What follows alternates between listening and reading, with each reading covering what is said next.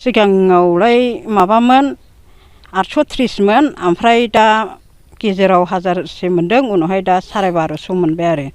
दा बिनि थाखाय आं गोजोननाय थादों आरो न'नि न'खराव एसे एनै खरस बरस मोनजानायखाय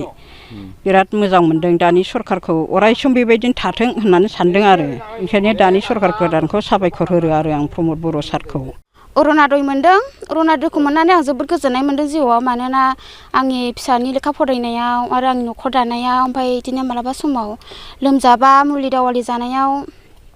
बिदिनो बायदिसिना खामानियाव आरो आंनियाव हेफाजाब मोननाय जादों आरो आंनि नामा सहिला ओमफ्राय दा सिगाङावलाय माबामोन 830मोन ओमफ्राय दा गेजेराव 1000से मोनदों उनावहाय दा 1250 मोनबाय आरो दा बिनि थाखाय आं गोजोननाय थादों आरो न'नि न'खराव एसे एनै खरस बरस मोनजानायखाय बिराद मोजां मोनदों दानि सरखारखौ अरायसम बेबायदिनो थाथों होननानै सानदों आरो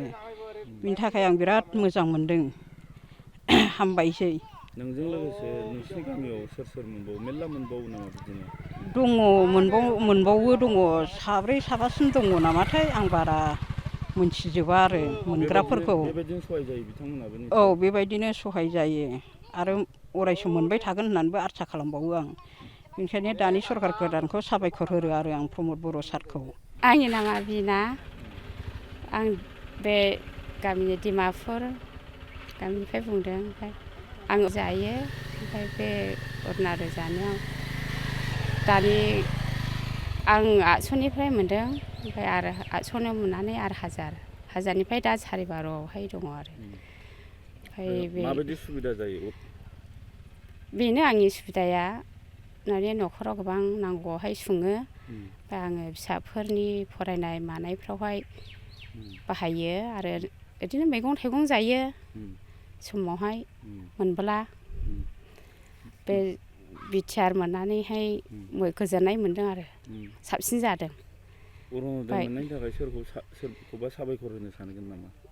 बे दानि सरखारा प्रमद सारा बिटिआरआ बेखौ मोजां मोनो आरोखि आं दा आं बेहायनो दं सुलि इस्लारि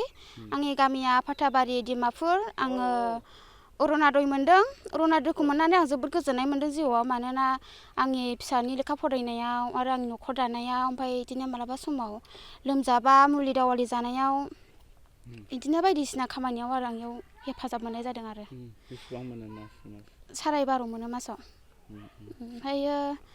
जोंना ओरैनो जौगा इसिसि दङ सेल्फ हेल्प ग्रुप बेहाय जोंहा दाबो 25,000 माबाखौ आसनिखौ मोननाय जायाखै